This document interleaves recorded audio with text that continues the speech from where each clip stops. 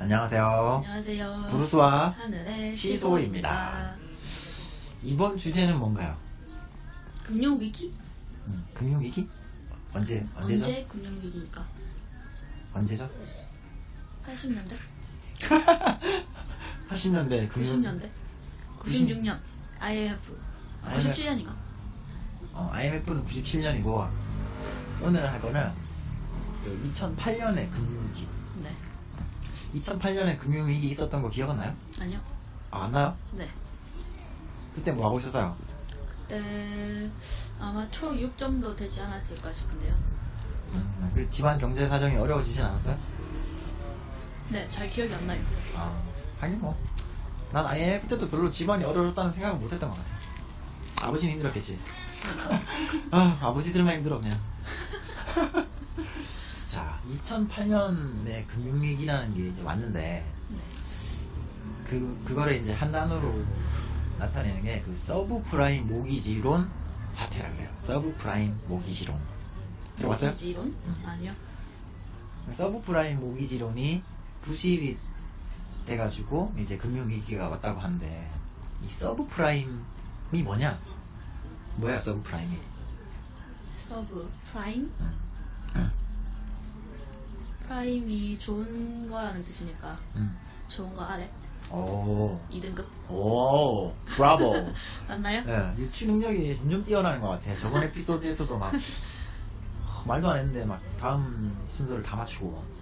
맞아요. 그러니까 대출을 해줄 때 제일 좋은 등급, 그러니까 얘는 잘 갚을 수 있겠다 하는 게 프라임 등급이에요. 그리고 서브 프라임 등급은 얘 좀 못 갚을 것 같은데 하는 게 서브 프라임 등급인데, 네. 한마디로 말하면 이 서브 프라임에 해당하는 사람들한테 대출을 많이 해준 거지.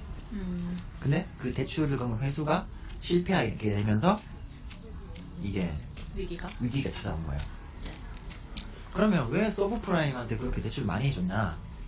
이건 또 이제 좀 역사를 거슬러 가서 클린턴 행정부 때로 이제 거슬러 가는데, 그때 이제 아마 1가구 1주택을 다 가지게 만들어 주자라고 하면서 1조 정도에 해당하는 그 주택 뭐 기금 같은 거를 만들었어요. 클린턴이? 클린턴 행정부에서. 네. 그게 한 96년인가? 그래요. 그때 이제 주택 자금을 막 준 거지. 그러니까 한마디로 이제 대출금인 거죠. 대출해 주는 거예요, 쉽게. 주택을 구입하겠다고 했을 때 대출금을 준 건데, 그러니까 은행에서 대출을 쉽게 저금리로 대출을 많이 해준 거예요. 많이 해주니까 사람들은 대출을 쉽게 해주니까 대출을 받아서 집을 샀어요. 네. 그리고 그 당시에 약간 경기가 이렇게 호조라고 하더라고. 2000년 초부터 해가지고. 네. 실물 경제가 물론 2006년 직전까지는 또 나빠지기 했는데 그 당시에는 괜찮았어요. 그래서 이제 자금을 막 투입을 하니까 은행에서는 자금이 들어오니까 이 대출을 해줘야 될 거 아니에요. 그래서 프라임 등급에만 해주다가 이제 그게 프라임 등급들은 대출을 많이 안 하니까 서브 프라임한테도 대출을 막 해주게 된 거죠. 그리고 또 그 등급에다가 대출을 해주게 된 원인에는 이 주택에 자금이 많이 풀리니까 집값이 계속 올랐어요. 네. 그러니까 집값이 잘 오르니까 이 집을 담보로만 대출을 해줘도 충분히 자금 회수를 할 수 있겠다 하는 생각이 있었던 거죠. 그러니까 집을 담보로 계속 가격이 오르는 집을 담보로 하고 있기 때문에 대출 상환 능력이 좀 부족해도 은행에는 이익인 거예요. 왜? 그 계속 가격이 오르는 집을 담보로 가지고 있기 때문에 내가 이거를 대출을 못 갚아서 내가 회수했을 때는 내가 싼 값에 이 담보를 가지고 오는 거 아니야. 그거를 팔았을 때 더 많이 회수할 수 있겠다는 생각을 가진 거죠. 네. 그래서 막 매매가에 나중에는 막 매매가의 100%에 육박하는 금액을 대출을 해주기도 하고, 또 대출을 또 막 해주다 보니까 무슨 막 죽은 사람 명의로도 막 대출을 한 25명인가한테 해준 그런 사례도 있었대요. 막 해준 거야. 그러니까 한마디로 돈은 넘쳐나고 또 대출 해줄 사람은 뭐 찾아야 되고. 네. 근데 집값은 계속 오르는 것 같고, 그러니까 집을 담보로 했다 그러면 무조건 대출을 해주는 거죠. 그래서 이제 집값이 막 올라갑니다. 이제 금리는 저금리고 하니까. 그리고 어차피 대출 받는 사람들도 막 그렇게 막 100%씩 주택 자금에 막 대출 받은 이유가 내가 일을 해서 이자는 저금리니까 갚아 나가면 되고 또 집값은 보니까 계속 오르는 것 같고 못 갚으면 뭐 그냥 집 날리면 되지. 네. 그런 생각이었어요. 은행에서도 빌려주는 거는 설마 내가 이거를 내가 사는 집인데 이걸 안 갚으면은 길거리에 나왔는데 이걸 안 갚겠어? 그런 생각을 가지고 물려서 돌아간 거죠. 그래가지고는 이제 가다가는 어느 순간이 와요. 항상 집값이 좀 너무 많이 오른 거 아닌가 하는 때가 옵니다. 그 정확한 왜 그 시기가 됐는지는 사실 뭐 아무도 알 수가 없고 그거는 뭐 모르겠어요. 근데 많이 올랐다고 생각하는 때가 있어요. 너무 많이 오른 것 같다. 이걸 팔아서 또 어떤 사람은 수익을 실현해야 되겠다는 게 어떤 연유에서 맞물리는 거죠. 여러 사람이 동시에 하게 되는 거죠. 그래서 이제 거품이 오는 것 같다라는 생각이 광범위하게 딱 퍼지기 시작하면서 또 실물 경제가 또 하락하기 시작하는 거예요. 돈을 많이 불렸는데 실제적으로 소득을 만들어내는 이 실물 경제에서 그 지수가 점점 떨어지는 거죠. 그러니까 소득이 이제 줄어드니까 이자 상환 능력이 떨어져요. 그러니까 이제 상환 불능을 선언하는 채무자들이 많아지게 돼요. 그러면서 하나둘 집이 이제 경매시장에 나오기 시작합니다. 네.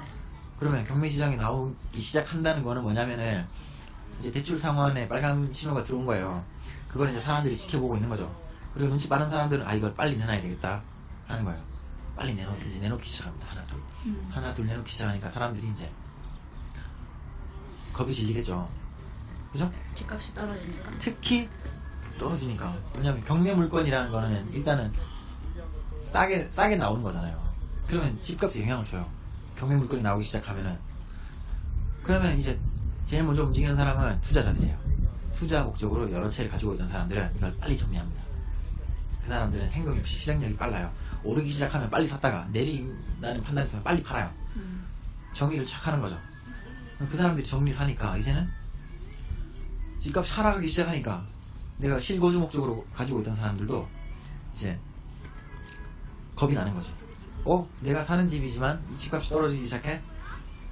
나의 자산을 아껴야지. 내놓는 거죠.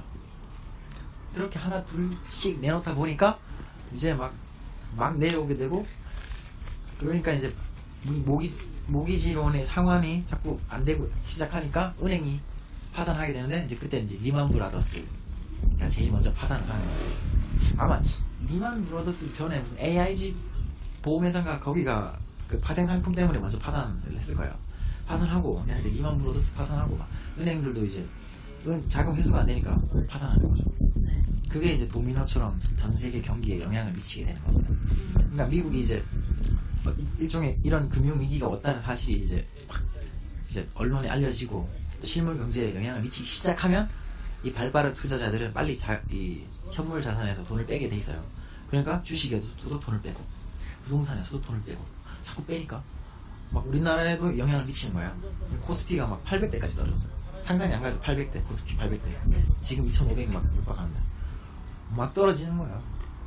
2008년이면 보자. 노무현 대통령 있을 때 1000을 돌파했는데 그게 한 5, 6년 지나서 다시 1000 밑으로 다시 떨어지는 거야. 900, 800 이러니까 사람들이 이게 어디까지 떨어질지 모르니까 계속 던지는 거야. 막 던져. 그때 다 같이 안 팔면 이제 안 떨어지는 거죠. 다 같이 안 팔면은 안 떨어지지만 그러면 파산하죠. 왜냐면 그 사람들 빚을 갚아야 되니까. 대출금을 꼭 갚아야 돼 있어요. 그러니까 대출금을 회수에 나서게 돼요, 은행들이. 부실 채권이 많아지잖아요. 그러면 이제 대출금 회수에 막 적극적으로 나서게 돼요. 빨리 갚지 않으면 너 연체가 되거나 빨리 갚지 않으면 너 빨리 없애버린다. 그리고 그 모기지론의 그 계약 상태에서도 사실 1, 2년 동안은 저금리로 주다가 아마 3, 4년째 되면은 막 그 2배, 3배 이자율로 올라가는 그런 계약 조건들이 많이 있었다고 해요. 그러니까 현물에서 돈을 빼는 이유가 내가 갚아야 할 채무가 있기 때문에 빼는 경우도 있어요. 그러니까 빨리 부동산을 팔아서 내 채무를 갚아야 내 파산 상태에 이르지 않는가. 그죠? 네. 그걸 안 갚으면 어떻게 되냐. 내 신용이 떨어지는 거야. 근데 신용이 지금은 뭐 아무 생각 없겠지만 신용이 있지. 네. 근데 신용 등급이 떨어진다는 건 굉장히 치명적이에요. 투자자의 입장에서는. 왜냐면은 신용이라는 거는 내가 언제든지 돈을 빌려 쓸 수 있는 능력인데 이게 왜 중요하냐? 항상 사람이 현금을 재놓진 않아요. 현금은 계속 써야 되고 또 돌고 돌고 해야 되니까. 근데 어떤 기회가 왔을 때 현금을 빨리 땡겨야 돼. 그게 대출이잖아요. 내 신용등급을 높게 유지하고 있으면은 내가 돈을 딱 써야 될 때 빨리 돈을 땡겨서 그걸 쓸 수가 있는데, 신용등급이 낮으면은 그냥 대출이 잘 안 되니까. 그렇죠. 대출이 안 되고 자금 융통이 안 되면은 그냥 끝나버리니까 파산해버리는 거지. 신용등급이 중요해. 어쨌든 간에 그래서 현물에서도 돈을 뭐 어쨌든 내가 채무를 갚아야 해서 돈을 빼든지 아니면 내 자산이 하락하면은 손해가 되니까 돈을 빼든지 간에 발빠르게 뺍니다. 빨리 빼버려요. 전 세계적인 경제 위기가 감지되면 무조건 빼야 돼요. 어떤 사람들은 뭐 이래, 뭐 IMF 때도 그렇고 금융위기 때도 그렇고 그때 내려가다 다 올랐다. 그러니까 금융위기 가도 팔 필요 없다. 바보 같은 소리예요, 이거는. 빨리 팔았다가 밑에서 사야 돼요, 다시. 시작되면 팔아야 됩니다. 바보 같은 사람은 아니 금융위기 했다가 다시 회복된 게 한 5년에서 6년 정도는 걸렸어요. 다시 그 가격이 원점으로 돌아오는 데까지. 그럼 바보 같은 사람들이지. 그거 가만히 이런 말을 퍼뜨리는 사람들은 자기가 또 제일 먼저 팔아는 사람들이야, 내가. 무조건 위기가 시작되면 무조건 팔아야 돼요. 던져야지. 먼저 던져서 현금으로 회수를 하고 추이를 지켜보다가 다시 올라가면 그때 다시 들어가야지. 뭐 내려가면 올라올 거니까 가지고 있는다. 그럼 기간 동안 어떻게 뭐 월세, 근데 이제 그런 상황에서 월세가 나오는 부동산을 가지고 있었다. 그러면은 굳이 안 팔아도 되겠죠. 그래서 월세를 받으면서 현금 흐름이 있으니까 그 현금을 가지고 이제 다른데 또 내리면은 또 살면 되는데, 예를 들어서 전세를 갭 투자로 가지고 있었는데 막 매매가가 막 떨어져. 매매가가 떨어지면 전세가도 떨어지게 돼 있어요. 네. 전세가가 막 떨어지면 내가 대출 받아서 전세금을 내줘야 되는데 그걸 계속 버티고 있는다? 안 되죠. 안 되죠. 무조건 빨리 팔아서 시장에서 자금을 회수해야 돼요. 그럼 바보지지 어딨어. 뭐 하여튼 뭐 버티고 싶으신 분들은 버텨도 됩니다. 언제까지 떨어질지 모르겠지만 사실 또 언제까지 떨어질지도 몰라요. 뭐 끝까지 가지고 있을 것 같으면은 일단은 그거 팔았다가 조금 더 떨어지면 다시 사면 되지. 그러면 그 갭은 버는 거 아니에요. 예를 들어서 그렇죠. 뭐 2억짜리 아파트인데 막 1억 8천원 내렸네. 근데 이게 뭐 부동산이 주식처럼 뭐 들락날락 하지 않아요. 잘. 이거는 추세가 시작되면은 쭉 가요. 몇 년 가. 그럼 꺾였네. 그럼 팔아 그냥. 전 세계적인 경제 위기는 누구나 알 수 있어요. 꺾였어. 그럼 팔아요. 1억 8천에 팔아. 2억이었는데 1억 9천까지 내렸다. 1억 8천에 팔아요. 그 다음에 한 1억 6천에만 다시 사도 2천만 원 버는 거 아니에요? 네. 이렇게 들어가야지. 무슨, 그리고 또 월세 나오는 것도 아니고 갖고 있는다고 해서 돈이 들어오는 것도 아닌데. 하여튼 이런 말씀하시는 분들은 안 됩니다. 하여튼 경제 위기가 감지되면 빨리 팔아야 되고, 빨리 팔았다가 바닥에 다시 주워 담아야 돼요. 그게 시세 차익 투자하는 사람들은 반드시 해야 될 일이야. 나는 근데 그런 투자 방식이 맞다고 생각하지 않는 사람이죠. 네. 나는 이제 무조건 수익형으로 부동산을 해야 된다. 월세 현금 흐름이 발생해야 한다는 주의이기 때문에 그런 위기가 와도 안 팔 거예요, 아마. 안 팔겠죠. 근데 내가 대출 비율이 너무 높은데 갑자기 뭐 은행이 금리를 팍 올린다. 아니, 그럴 일은 잘 없어요. 그냥 경제 상황이 나쁜데 금리를 올리는 경우는 없어. 서브프라임 모기지론 사태 때도 경제 위기가 온 이유가 금리를 급격하게 올린 게 하나의 이유가 되는 거지. 뭐 경제가 완전 위기가 와가지고 대출 회수가 안 되는데 금리를 막 올려. 그런 정신 나간 정책을 쓰는 사람은 없어요. 그래서 수익형 부동산을 가지고 있으면서 현금 흐름이 들어오는 거는 현금을 계속 재놔요. 현금 흐름이 발생하니까, 그리고 그 현금 흐름이 들어와서 모아놨던 현금을 경제 위기가 왔을 때 그때 풀면 돼. 그때 확 꺾였을 때 그때 이제 뭔가를 사면 되죠. 그럼 다시 올라갈 거니까.